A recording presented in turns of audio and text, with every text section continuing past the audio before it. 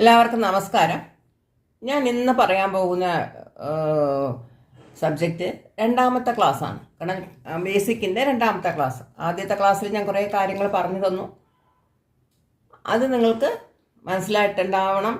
കാരണം അത് എഴുതി തന്നെ പഠിക്കണം. ഇതുപോലെ ചാർട്ട് വരച്ചിട്ട് അതിൽ ഓരോ ഗ്രഹങ്ങളെയും എഴുതിയിട്ട് നിങ്ങൾ പഠിക്കണം. ഞാനിതുപോലെ നക്ഷത്രങ്ങൾ പറഞ്ഞിരുന്നു. പിന്നെ നക്ഷത്രത്തിൻ്റെ പാദം, അതായത് 2.5 നക്ഷത്രം ഒരു രാശിയിലുണ്ടെന്ന് പറഞ്ഞു. നക്ഷത്രത്തെ പറ്റി ഞാൻ പറയാത്തത്, മിക്ക ആളുകൾക്ക് നക്ഷത്രങ്ങൾ അറിയാമായിരിക്കും ഇല്ലേ. അശ്വതി മുതൽ രേവതി വരയ്ക്കും എല്ലാ ആൾക്കാർക്കും നക്ഷത്രങ്ങൾ അറിയാമായിരിക്കും. അത് കുറച്ച് കാണാതെ പഠിക്കണമെങ്കിൽ കലണ്ടറിലൊക്കെ ഉണ്ട്, അത് നോക്കി നിങ്ങൾക്ക് പഠിക്കാവുന്നതേ ഉള്ളൂ. ഞാൻ വെറുതെ പറഞ്ഞ് സമയം മെനക്കെടുത്തണ്ട എന്നുള്ള രീതിയിലാണ് നക്ഷത്രങ്ങൾ പറയാത്തത്. അത് ആൾമോസ്റ്റ് എല്ലാവർക്കും അറിയാവുന്ന കാര്യമാണ് നക്ഷത്രം എന്ന് പറയുന്നത്. അപ്പം ഞാനിപ്പോൾ ഇവിടെ പറഞ്ഞിട്ടുള്ള 10 ഗ്രഹങ്ങളെന്ന് പറഞ്ഞിരുന്നു, 12 രാശികളെന്ന് പറഞ്ഞിരുന്നു. അതേപോലെ 27 നക്ഷത്രങ്ങളെ കുറിച്ചും പറഞ്ഞിരുന്നു ഇല്ലേ. അപ്പോൾ ഇനി ഈ നിങ്ങൾക്കെല്ലാം അറിയാം, സൂര്യനും ചന്ദ്രനും ഒഴികെ മറ്റുള്ള ഗ്രഹങ്ങൾക്ക് 2 വീടുകളുണ്ടെന്നറിയാം. അപ്പം നമ്മൾ ഇനി അടുത്ത നോക്കാൻ പോകുന്നതെന്ന് വെച്ചാൽ, ഇപ്പോൾ എന്താ പറയുക, ഈ നക്ഷത്രങ്ങൾ 108 പാദമായിട്ടാണ് കൊടുത്തിട്ടുള്ളത്. ഓരോ രാശിയിലും എന്താ പറയണേ 9 പാദങ്ങളായിട്ടാണ് കൊടുത്തിട്ടുള്ളത്. അതായത് 2.5 നക്ഷത്രം വരും. അത് നിങ്ങൾ കണക്ക് നോക്കിയാൽ മതി. അശ്വതി തൊട്ട് അശ്വതിയുടെ 4 പാദം, ഭരണിയുടെ 4 പാദം, ഇങ്ങനെ കാർത്തികയുടെ 1 പാദം. അപ്പോൾ ഇത് ഇത്രയും ഇവിടെ വരുന്നുള്ളൂ. പിന്നെ കാർത്തികയുടെ 3 ഭാഗം ഇവിടെയാണ് വരുന്നത്. അപ്പം അങ്ങനെ നിങ്ങൾ 9 പാദം വരണം. ആ രീതിയിൽ നിങ്ങൾ കണക്കിട്ട് പോയാൽ നിങ്ങൾക്ക് അവസാനം ഇവിടെ രേവതി 4-ാം പാദത്തിൽ ഈ മീനത്തിൽ വന്ന് നിൽക്കും. ഇത് നിങ്ങൾ കാണാതെ തന്നെ പഠിക്കണം. ഏത് ഉറക്കത്തിൽ നമ്മൾ വിളിച്ച് ചോദിച്ചാലും, ജ്യോതിഷം പഠിക്കുന്ന കുട്ടികളാണെങ്കിൽ ഈ 12 രാശിയും ശരി, അതേസമയം ഗ്രഹങ്ങളായിരുന്നാലും ശരി, നക്ഷത്രങ്ങളായിരുന്നാലും നിങ്ങൾ നല്ലവണ്ണം അത് നല്ല രീതിയിൽ നിങ്ങൾ മനസ്സിലാക്കി പഠിക്കണം എന്നുള്ളതാണ്. എങ്കിലേ അത് മറക്കാതെ നിൽക്കത്തുള്ളൂ. ഓരോ ചന്ദ്രനും സൂര്യനും ഒഴികെ മറ്റുള്ളവർക്കെല്ലാം 2 വീടുകളുണ്ട് 2 ക്ഷേത്രങ്ങളുണ്ട് എന്നുള്ളത് നിങ്ങൾ മനസ്സിലാക്കണം. എങ്കിലേ പക്ഷേ ഇടവം ലഗ്നത്തിൽ നമ്മൾ ജനിച്ച ശുക്രനാണ് നമ്മുടെ അധിപതി എന്ന് പറയും. പക്ഷെ അത് അതേസമയം ശുക്രൻ തുലാത്തിൻ്റെയും അധിപതിയാണ് അപ്പോൾ 1-6 കണക്ഷൻ വരുന്നു എന്നുള്ളതൊക്കെ നമ്മൾ പിന്നീട് പഠിക്കാവുന്നതാണ്. അപ്പോൾ അത് മനസ്സിലാക്കാൻ വേണ്ടി എല്ലാം 2 വീടുകളുണ്ട് എന്നുള്ളത് മനസ്സിലാക്കണം. ഓക്കെ. അപ്പോൾ അടുത്തത് നമ്മൾ ഇത് കാലപുരുഷൻ്റെ രാശി, ആദ്യത്തെ രാശിയാണ്, ആദ്യത്തെ ലഗ്നമാണ്, എല്ലാം മേടമാണ്. ആദ്യത്തെ മേടമാണ്. ഇത് കാലപുരുഷ തത്വം. അത് നമുക്ക് ഋഷിമാരും മുനിമാരും ഒക്കെ തന്നിട്ട് പോയതാണിത്. മഹർഷിമാരൊക്കെ നമുക്ക് തന്നിട്ട് പോയ കാര്യങ്ങൾ ഇതാണ്.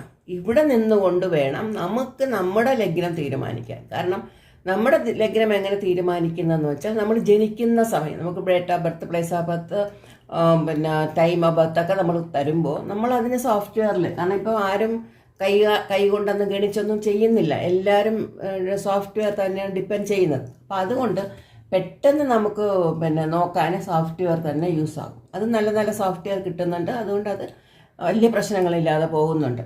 അപ്പോൾ അതുകൊണ്ട് നമുക്കത് മെനക്കെട്ട് നമുക്കതിനെ കുത്തിയിരുന്ന് കഷ്ടപ്പെടേണ്ട ആവശ്യമില്ല ഇതിന്. ഓക്കെ.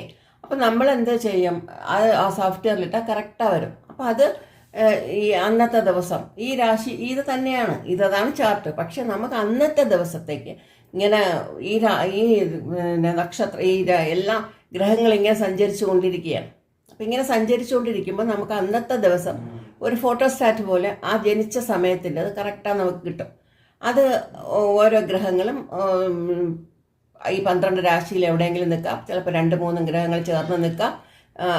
4-5 രാശികൾ empty ആയിരിക്കാം. അതൊന്നും നിങ്ങൾ കാര്യമാക്കണ്ട. അന്നത്തെ ദിവസത്തേക്ക് നമുക്ക് എല്ലാം ഫിക്സ്ഡായിട്ട് കിട്ടും. അപ്പം അതിലൊരു ലഗ്നം ഉണ്ടാവും. ഈ രാശികൾ തന്നെയാണ് ലഗ്നമായിട്ട് വരുന്നത്. ഇപ്പം ഈ രാശികളെന്ന് പറയുമ്പോൾ നമുക്കിപ്പോൾ ചന്ദ്രൻ നിൽക്കുകയാണ്, ഏതെങ്കിലും ഒരു ഭാവത്ത് ചന്ദ്രൻ നിൽക്കുകയാണെങ്കിൽ അതാണ് നമ്മുടെ രാശി. ഇതിൽ ചന്ദ്രൻ എവിടെയെങ്കിലും നമ്മൾ പറഞ്ഞില്ല, ടൈമിന്, സമയത്തിന്, നമുക്ക് ജനിക്കുന്ന സമയത്തിന് ഒരു ചാർട്ട് കിട്ടും, ഒരു ഫോട്ടോസ്റ്റാറ്റ് ഒന്ന് കിട്ടും. അതിൽ എവിടെയാണോ ചന്ദ്രൻ നിൽക്കുന്നത് അതാണ് നമ്മുടെ രാശി. ചിലപ്പം കുംഭത്തിലായിരിക്കാം ചന്ദ്രൻ നിൽക്കുന്നത് അന്നത്തെ ദിവസം. അത് വന്ന് നമുക്ക് കുംഭരാശിയാണ് ഞാൻ. പക്ഷെ നമുക്ക് അതിൽ അവിട്ടം, ചതയം, പൂരിട്ടാതി എന്ന് 3 നക്ഷത്രങ്ങളുണ്ടാവും. നിങ്ങൾ ഇതിനു മുമ്പ് ഇട്ട് നോക്കിയിരിക്കും. കുംഭത്തിന് എത്ര നക്ഷത്രം വരുന്നു, മകരത്തിന് എത്ര വരുന്നു എന്നൊക്കെ നിങ്ങൾക്ക് മനസ്സിലായിട്ടുണ്ടാവും. ആത്മാർത്ഥമായിട്ട് പഠിക്കുന്നുണ്ടെങ്കിൽ ഞാൻ കറക്റ്റായിട്ടുള്ള പാഠങ്ങളാണ് തരുന്നത്. അതങ്ങനെ നിങ്ങൾ പഠിച്ചാൽ ഒരു 6 മാസം കൊണ്ട് ഒരുവിധം എന്തെങ്കിലുമൊക്കെ മനസ്സിലാക്കാൻ പറ്റും. ഓക്കെ, അപ്പോൾ ആ ഒരു കുംഭരാശി അല്ലെങ്കിൽ പൂരുട്ടാതിയോ അവിട്ടത്തിലോ ചതയത്തിലോ, കാരണം അവിട്ടം 2 പാദം, ചതയം 4 പാദം, പൂരുട്ടാതി 3 പാദം, മൊത്തം ഇവിടെ 9 പാദം ഉണ്ടാകും. അപ്പോൾ അന്നത്തെ ദിവസം നമുക്ക് രാശി ചിലപ്പോൾ കുംഭത്തിലാണ്, ഇവിടെയാണ് വീണിട്ടുണ്ട്, ചന്ദ്രൻ ഇവിടെയാണ് നിൽക്കുന്നുവെങ്കിൽ ഇതിലേതെങ്കിലും ഒരു 3-ൽ ഒരു നക്ഷത്രമായിരിക്കും നമ്മുടേത്. അത് നമ്മൾ ചന്ദ്രൻ നിൽക്കുന്ന ക്ഷേത്രത്തിന് അല്ലെങ്കിൽ രാശിയെ നമ്മൾ നമ്മുടെ ജന്മരാശിയായിട്ട് എടുക്കണം.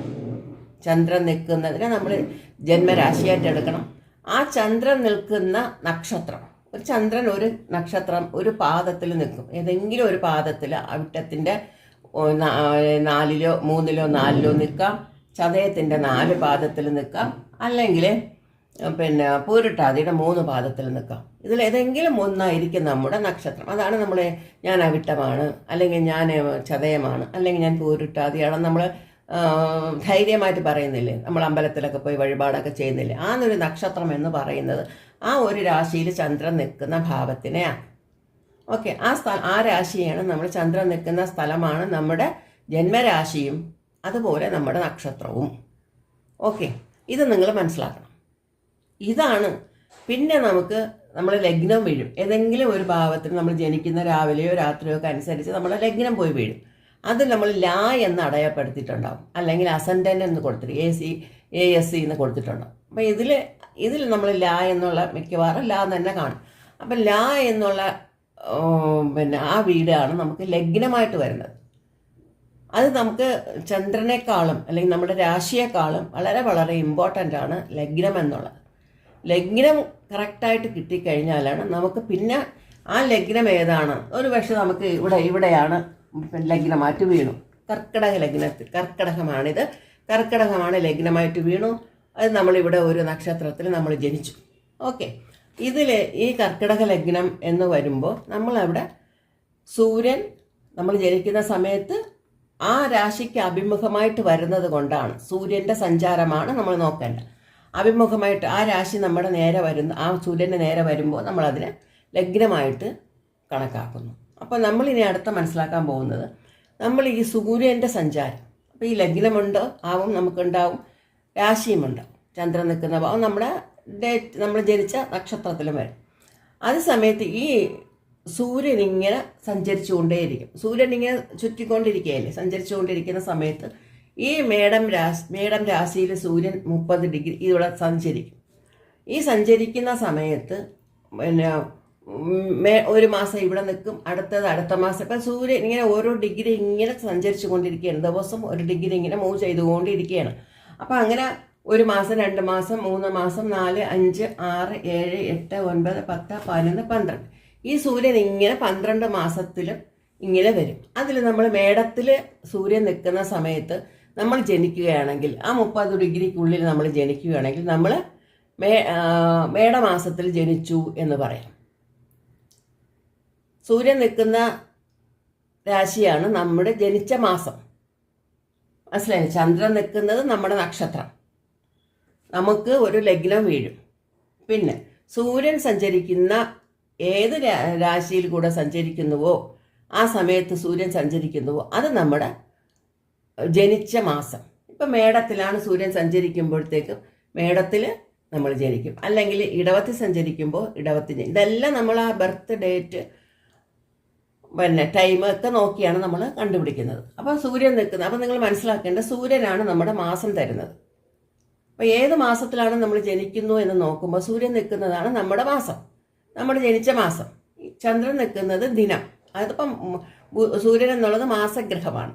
മാസം തോറും ഇങ്ങനെ മൂവായിക്കൊണ്ടിരിക്കണം, ഓരോ രാശി ഇങ്ങനെ മൂവായിക്കൊണ്ടിരിക്കുന്നത് കൊണ്ട് അതിന് സൂര്യൻ മാസഗ്രഹമായിട്ടും ചന്ദ്രൻ ദിവസം ഇങ്ങനെ ചുറ്റിക്കൊണ്ടിരിക്കുന്നത് കൊണ്ട് 2.25 നക്ഷത്രം കഴിയുമ്പോൾ അടുത്തയിലോട്ട് പോകും. ഇങ്ങനെ പ്രതിദിനം ഇങ്ങനെ ചുറ്റിക്കൊണ്ടിരിക്കുന്നത് കൊണ്ട് അതിനെ ദിനഗ്രഹം എന്നാണ് പറയുന്നത്. അപ്പം മാസഗ്രഹമായി, ദിനഗ്രഹമായി, നമ്മുടെ ലഗ്നവുമായി.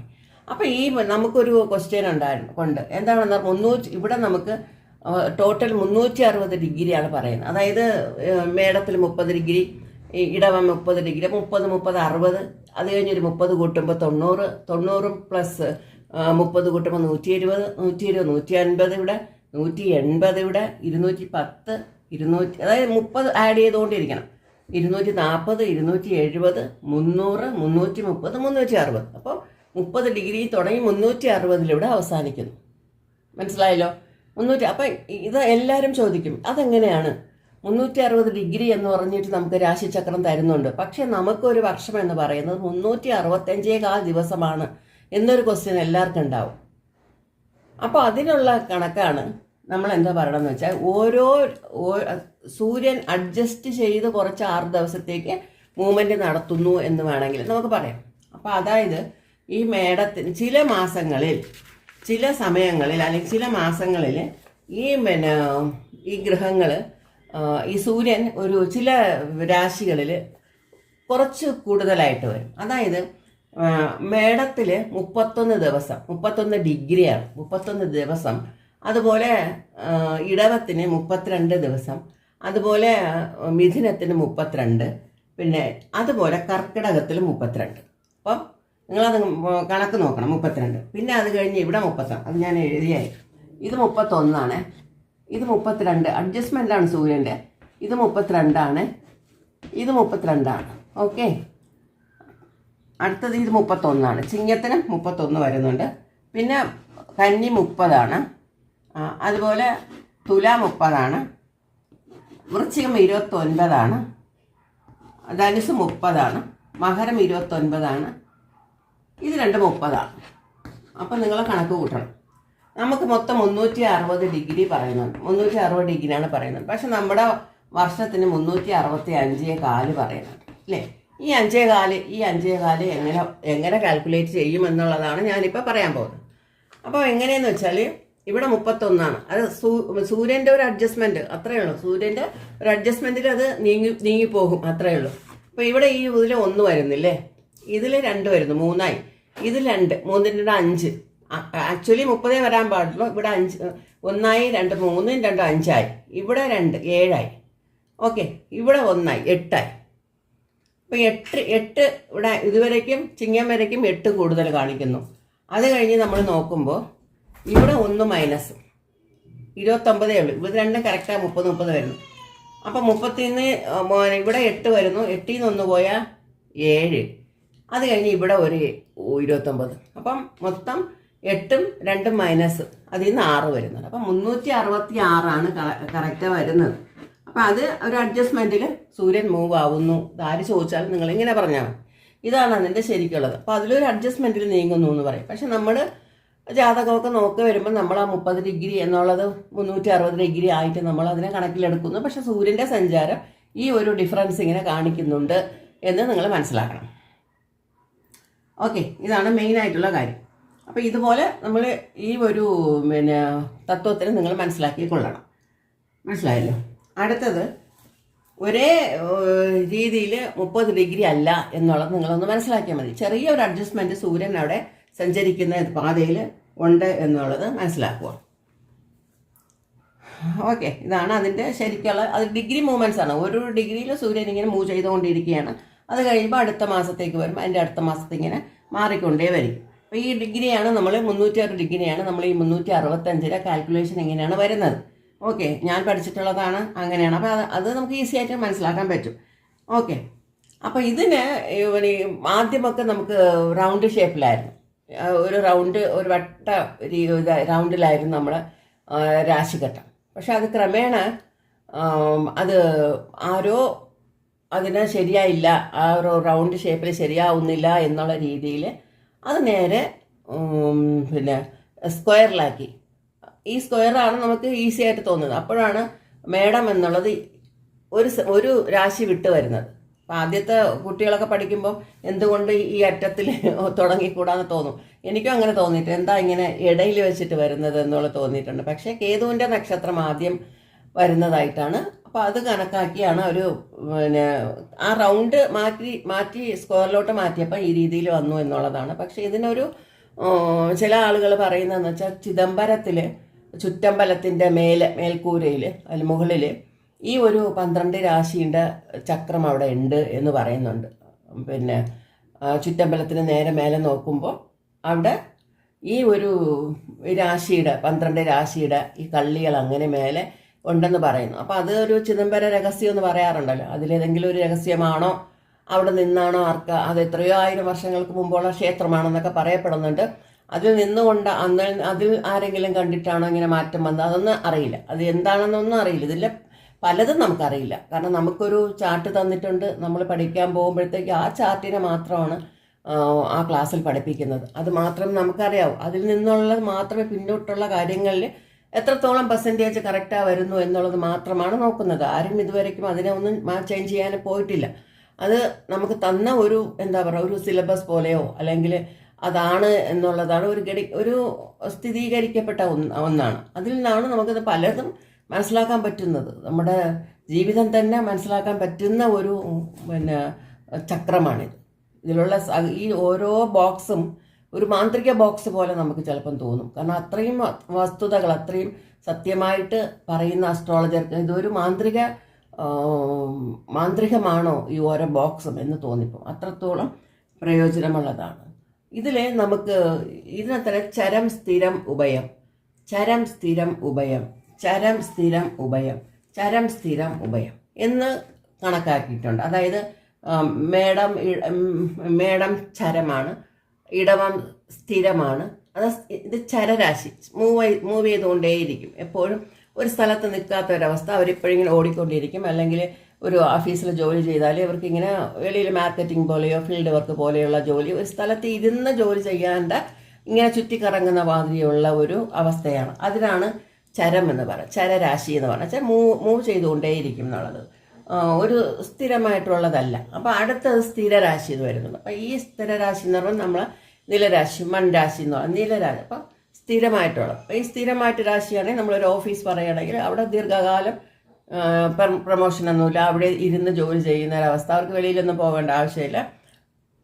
ഓഫീസിൽ തന്നെ 8 hours ഇരുന്ന് ജോലി ചെയ്യേണ്ട ഒരവസ്ഥ വേണമെങ്കിൽ എടുക്കാം. അല്ലെങ്കിൽ ഹോട്ടലാണെങ്കിൽ പണം വാങ്ങുന്ന ബില്ല് പേ ചെയ്യുന്ന അവിടെ ആണെങ്കിൽ ഉണ്ടല്ലേ അവർ ഫുള്ള് അവിടെ തന്നെ ഇരിക്കും അല്ലേ. പൈസ വാങ്ങുന്ന ആൾക്കാർ അവിടെ തന്നെ ഇരിക്കും. അവർക്ക് എവിടെ എണീറ്റ് പോകാൻ പറ്റില്ല. കാരണം എപ്പോഴാണ് ആൾക്കാർ വരുന്നത്, എപ്പോഴാണ് എങ്ങനെയാണെന്നുള്ളത് അറിയാൻ പറ്റില്ല. അങ്ങനെ ഉള്ള ആ ഒരു കാഷ്യറിൻ്റെ സ്ഥാനവും അതും അങ്ങനെയാണ്. അപ്പോൾ അവരൊക്കെ വെളിയിൽ പോകാൻ പറ്റില്ല. അപ്പം അങ്ങനെയൊക്കെ ഉള്ളതാണെങ്കിൽ സ്ഥിരമെന്ന് പറയാം. അല്ലെങ്കിൽ കുറേ വർഷക്കാലം തന്നെ ഒരു സ്ഥലത്ത് ജോലി ചെയ്യുന്ന ഒരവസ്ഥ. അങ്ങനെയൊക്കെ ഉള്ളവർക്ക് സ്ഥിരരാശി പറയുന്നുണ്ട്. അതേസമയം ഉഭയമാണെങ്കിൽ കടലിൻ്റെ വേവ്സ് പോലെയാണ്. ഉള്ളിൽ പോകും വീണ്ടും വരും, ഉള്ളിൽ പോകും വീണ്ടും വരുന്ന പോലെ. ഇവർക്ക് പണി കൊടുത്താലും പകുതി ഫീൽഡ് വർക്കായിരിക്കും, പകുതി ഓഫീസ് വർക്കായിരിക്കും. അങ്ങനെയുള്ള ജോലിയൊക്കെ ആയിരിക്കും. കാരണം നമുക്കത് മനസ്സിലാക്കേണ്ട ഇവർ ഈ സ്ഥിരവുമല്ല ചരവുമല്ലാത്തൊരവസ്ഥ. 2 സ്ഥലത്തിലും ഒരു ജീവിക്കാമെന്ന് പറയാം. ഇപ്പോൾ ഒരു ഫീൽഡ് വർക്കും കുറച്ച് ഒരു ചിലർ പറയില്ലേ രാവിലെ ഓഫീസ് വർക്കായിരുന്നു, ഉച്ചശേഷം ഫീൽഡ് വർക്കിലോട്ട് പോയി എന്ന് പറയും ഇല്ലേ. അപ്പോൾ ഒരു കൺസ്ട്രക്ഷൻ കമ്പനിയൊക്കെ ആണെങ്കിൽ ചിലപ്പോൾ അങ്ങനെയായിരിക്കും. രാവിലെ ഓഫീസിലുള്ള ജോലിയായിരിക്കും, ഉച്ചയ്ക്ക് ശേഷം ഫീൽഡ് വർക്ക്. അപ്പം അങ്ങനെയൊക്കെ ഉള്ള ബന്ധം വരുന്നതാണ്. അതായത് എന്തെന്ന് വെച്ചാൽ ചരം സ്ഥിര ഉഭയം അത് നിങ്ങൾ മനസ്സിലാക്കണം. ഓരോ രാശിയും മനസ്സിലാക്കേണ്ടതാണ്. അതുപോലെ കർക്കിടകവും ചരരാശിയാണ്. അപ്പം നമ്മൾ ചരം എന്ന് പറയുമ്പോൾ ചരം സ്ഥിര ഉഭയം, ഈ 12 രാശിക്കും ചരം സ്ഥിര ഉഭയം. അതുപോലെ കർക്കിടകം ചരം, ചിങ്ങം സ്ഥിരം, കന്നി ഉഭയം. ഇവിടെ തുലാം ചരം, വൃശ്ചികം സ്ഥിരം. ഇതൊക്കെ നമുക്ക് ആദ്യകാലങ്ങളിലൊക്കെ നമുക്ക് ഒരുപാട് ബേസിക് എന്നൊക്കെ പ്രയോജനപ്പെടും. ഇത് ഉഭയം, ധനുസ് ഉഭയമാണ്. അതുപോലെ മകരം ചരരാശിയാണ്, കുംഭം സ്ഥിരരാശിയാണ്. അതുപോലെ മീനം വന്നിട്ട് ഉഭയരാശിയാണ്. അപ്പോൾ ഇത് നിങ്ങളത് മനസ്സിലാക്കണം. ചരം സ്ഥിര ഉഭയം എന്താണെന്ന് നിങ്ങളത് മനസ്സിലാക്കണം. അപ്പോൾ ഇതുപോലെ നമുക്ക് ഓരോ ഭാഗമായിട്ട് കുറച്ചായിട്ട് പോയാലാണ് നല്ലത്. അതുപോലെ ഈ രാശികൾക്ക് തന്നെ വീണ്ടും നമുക്ക് പറയുമ്പോൾ അപ്പോൾ നമുക്ക് ലഗ്നം കണ്ടുപിടിക്കാൻ പറ്റി, ചന്ദ്രൻ നിൽക്കുന്ന രാശി കണ്ടുപിടിക്കാൻ പറ്റി. ഇതൊക്കെ നിങ്ങളൊന്നും ചെയ്യണ്ട, ഓട്ടോമാറ്റിക്കലായിട്ട് സോഫ്റ്റ്വെയറിൽ വന്നോളൂ. അപ്പം നിങ്ങളത് ലഗ്നം അവരടയാളപ്പെടുത്തിയിട്ടുണ്ടാവും, നിങ്ങളുടെ നക്ഷത്രം അടയാളപ്പെടുത്തിയിട്ടുണ്ടാവും. കംപ്ലീറ്റ് നമ്മുടെ ഓരോ ഗ്രഹങ്ങൾ സ്ഥിതി ചെയ്യുന്ന നക്ഷത്രങ്ങൾ വരേക്കും ഓരോ ഗ്രഹങ്ങൾ നിൽക്കുന്ന ഡിഗ്രി വരേക്കും നമ്മുടെ സോഫ്റ്റ്വെയറിൽ ഇങ്ങനെ വരും. നിങ്ങൾ ഏത് തിഥിയിലാണ് ജനിച്ചത്, ഏത് നിത്യനാമയോഗത്തിലാണ് ജനിച്ചത്, ഏത് കരണത്തിലാണ് ജനിച്ചത്, ഏത് നക്ഷത്രത്തിലാണ് ജനിച്ചത്, ഏതാഴ്ചയാണ് ജനിച്ചത്, ഇങ്ങനെ എല്ലാ കാര്യങ്ങളും അതിൽ വരും. അപ്പോൾ അത് നമുക്ക് ഈസിയാണ്. പെട്ടെന്ന് നമ്മളിങ്ങനെ നോക്കിയാൽ എല്ലാ കാര്യങ്ങളും അതിൽ ഉൾപ്പെട്ടുകൊണ്ട് പിന്നെ നമുക്ക് നോക്കാനുള്ള ബുദ്ധിമുട്ടില്ല. പിന്നെ ചില സമയത്ത് ചില ടൈമിങ്ങിൽ വ്യത്യാസം വന്നു കഴിഞ്ഞാൽ പിന്നെ എങ്ങനെ മാറ്റണം എന്നുള്ളതൊക്കെ ഞാൻ പിന്നീട് പറഞ്ഞുതരാം. അതിൽ ചില കറക്ഷൻ ചെയ്യേണ്ടി വരും, അത് ഞാൻ പിന്നീട് പറഞ്ഞുതരാം. ഇതിപ്പോൾ ഇത് ഒന്നും മനസ്സിലാക്കാൻ പറ്റാത്ത അല്ല ഇതുവരേക്കും പിന്നെ ജ്യോതിഷം എന്താണെന്ന് അറിയാൻ പറ്റാത്തവർക്ക് വേണ്ടിയുള്ള ഒരു ക്ലാസ് ആയിട്ടാണ് ഞാൻ കൊടുക്കുന്നത്. ഇതിൽ അറിയുന്നവർക്ക് ഇപ്പം എല്ലാ കാര്യങ്ങളും അറിയാമെങ്കിലും ഇത് നോക്കിക്കോളൂ. ചിലപ്പോൾ പഴയതൊക്കെ നിങ്ങൾക്ക് ഓർമ്മ വരും, പഠിച്ചതൊക്കെ ചിലപ്പോൾ ഓർമ്മ വരും, ചിലപ്പം പഠിക്കാത്തത് അല്ലെങ്കിൽ മനസ്സിലാക്കാത്ത കാര്യങ്ങൾ ചിലപ്പം ഇതിലുണ്ടാവാം. ഇതൊക്കെ നിങ്ങൾ ഈ ക്ലാസ്സിന് ശരിക്കും ഒരു നമ്മളിപ്പം നല്ലൊരു പേ ചെയ്ത് പഠിക്കുന്ന ക്ലാസ് പോലെ നിങ്ങൾക്ക് ഞാൻ പറഞ്ഞു തരാം. കാരണം എല്ലാം സത്യസന്ധമായിട്ട് തന്നെ പറഞ്ഞു തരാം. ഒന്നും ഒളിവില്ലാതെ മറവില്ലാതെ എല്ലാ കാര്യങ്ങളും ഉൾപ്പെടുത്തിക്കൊണ്ട് ഈ ക്ലാസ് ഇങ്ങനെ മുന്നോട്ട് പോകും. ഇത് കഴിഞ്ഞാൽ മാത്രമാണ് അടുത്ത ഞാൻ നടത്തുന്ന ക്ലാസ്. അപ്പോൾ അടുത്ത ഞാൻ ക്ലാസ് നടത്താൻ പോകുന്നത് 2ാം ഭാവമാണ്. ലഗ്നഭാവം കഴിഞ്ഞു, അടുത്തത് 2ാം ഭാവമാണ്. രാശികാരകത്വങ്ങൾ കഴിഞ്ഞു, പിന്നെ എന്താ പറയുക ഗ്രഹകാരകത്വങ്ങളും കഴിഞ്ഞു. അപ്പം ഗ്രഹകാരകത്വങ്ങളൊക്കെ നമുക്ക് ഇഷ്ടത്തിന് നമുക്ക് കൊടുത്തിട്ടുണ്ട്. എന്നാലും കുറേ ഉണ്ട് ഇനിയും ബാക്കി, എന്നാലും മാക്സിമം ഞാൻ കൊടുത്തിട്ടുണ്ട്. അതുപോലെ പിന്നെ രാശികാരകത്വങ്ങളിൽ നമ്മൾ പ്രതീക്ഷിക്കാത്ത രീതിയിലുള്ള ഫലങ്ങളാണ് കൊടുത്തിട്ടുള്ളത്. അത് എല്ലാവരും അക്സെപ്റ്റ് ചെയ്ത കാര്യമാണ്. അപ്പോൾ അത് കഴിഞ്ഞിട്ട് ഇപ്പോൾ 2ാം ഭാവമാണ്. 2ാം ഭാവത്തിൽ എനിക്ക് എത്രത്തോളം അവർക്ക് കൊടുക്കാൻ പറ്റുമോ എൻ്റെ സ്റ്റുഡൻസിന് അത്രയും ഞാൻ ആത്മാർത്ഥമായിട്ട് തന്നെ നോട്ട്സ് പ്രിപ്പയർ ചെയ്തുകൊണ്ടിരിക്കുകയാണ്. അത് പിന്നെ 16-ാം തീയതി തുടങ്ങുകയാണ്. നിങ്ങൾക്ക് ആർക്കെങ്കിലും താല്പര്യം ഉണ്ടെങ്കിൽ വാട്സാപ്പിൽ കോൺടാക്റ്റ് ചെയ്യാം. കാരണം ബേസിക്ക് കഴിഞ്ഞ ശേഷമുള്ളവർക്ക് ബേസിക്ക് നല്ലവണ്ണം മനസ്സിലാക്കി എന്നുള്ള രീതിയാണെങ്കിൽ എൻ്റെ ക്ലാസ്സുകൾ അടുത്ത ക്ലാസ്സാണ്. ആ ബേസിക് കഴിഞ്ഞിട്ടുള്ള അടുത്ത ക്ലാസ്സാണ്. അത് കംപ്ലീറ്റാണ് നിങ്ങൾ മനസ്സിലാക്കി കഴിഞ്ഞാലാണ് പിന്നെ ഹയർ ക്ലാസ് എന്നുള്ള രീതിയിൽ വരും. കാരണം ജാതകങ്ങൾ മാത്രം ഇട്ടുകൊണ്ട് ജാതകങ്ങൾ മാത്രം പരിശീലിപ്പിക്കുന്ന ഒരു കോഴ്സാണ്. കാരണം ജാതകങ്ങൾ ഇട്ടിട്ട് ഫലങ്ങൾ പറയുന്ന ഒരു രീതിയാണ്. എൻ്റെ ഈ ക്ലാസ്സുകളൊക്കെ കഴിഞ്ഞ ശേഷം മാത്രമാണ് ആ ക്ലാസ്സിലോട്ട് പിന്നെ പോവുക. അപ്പോൾ അങ്ങനെ സ്റ്റെപ്പ് ബൈ സ്റ്റെപ്പായിട്ട് പോയി കഴിഞ്ഞാൽ പെട്ടെന്ന് തന്നെ നമുക്ക് അസ്ട്രോളജി നമുക്ക് പഠിക്കാൻ പറ്റും എന്നുള്ളതാണ് ഞാൻ പ്രിപ്പയർ ഞാൻ ചെയ്തിരിക്കുന്ന ക്ലാസ്സുകൾ ഞാൻ അങ്ങനെ ആ രീതിയിലാണ് കൊണ്ടുപോകുന്നത്. അപ്പോൾ നിങ്ങൾക്ക് ഏതെങ്കിലും പെട്ടെന്ന് പഠിക്കാൻ പറ്റും എന്നുള്ളതാണ്. അപ്പോൾ ഇത്രയും ഇന്ന് പഠിപ്പിച്ചു, ഞാൻ പറഞ്ഞില്ലേ. ഇനി അത് വന്നിട്ട് നാളെ ഇത് നിങ്ങൾ ആദ്യം മനസ്സിലാക്കുക. ഇത് മനസ്സിലാക്കിയ ശേഷം നാളെ അടുത്ത ക്ലാസ്, കാരണം ഇത് നിങ്ങൾക്ക് ശരിക്കും മനസ്സിലായി കാണുമല്ലോ. ഇതിലെന്തെങ്കിലും ഡൗട്ട് ഉണ്ടെങ്കിൽ നിങ്ങൾക്ക് ചോദിക്കാം. അത് മാത്രമല്ല, ഇപ്പോൾ ഈ 360 ഡിഗ്രി ഇല്ലേ, 360 ഡിഗ്രി, ഈ 30 ഡിഗ്രി എങ്ങനെയാണ് 9 നക്ഷത്രങ്ങളുടെ പാദമായിട്ടെന്ന് പറയുമ്പോൾ 3.20 ആണ്. ഒരു പാദം 3.20. അത് വെച്ച് നിങ്ങൾ 9 പാദം കണക്കാക്കുമ്പോൾ 30 ഡിഗ്രി വരും. മനസ്സിലായില്ലേ? അപ്പോൾ ആ 30 ഡിഗ്രി 3.20 ആണ്. ഒരു പാദത്തിന് 3.20 ആണ് വരുന്നത്. അപ്പോൾ അത് നിങ്ങൾ ഇൻറ്റു 9 പാദം, അപ്പോൾ 30 ഡിഗ്രി വരും. അങ്ങനെ ചോദിക്കാറുണ്ട്. കാരണം ഈ 30 ഡിഗ്രിയെ എങ്ങനെയാണ് 9 പാദത്തിൽ കാൽക്കുലേഷൻ എങ്ങനെയാണെന്ന് ചോദിക്കുമ്പോൾ 3.20 ആണ് ഒരു പാദത്തിന് വരുന്നത്. അപ്പോൾ ഇത് ഇൻറ്റു 9, നിങ്ങൾ ഇതിൻ്റെ ഇൻറ്റു 9 അത് വരുമ്പോൾ നിങ്ങൾക്ക് 30 വരും. അങ്ങനെ നിങ്ങൾ കണക്ക് കൂട്ടിയാൽ മതി. Okay, thank you.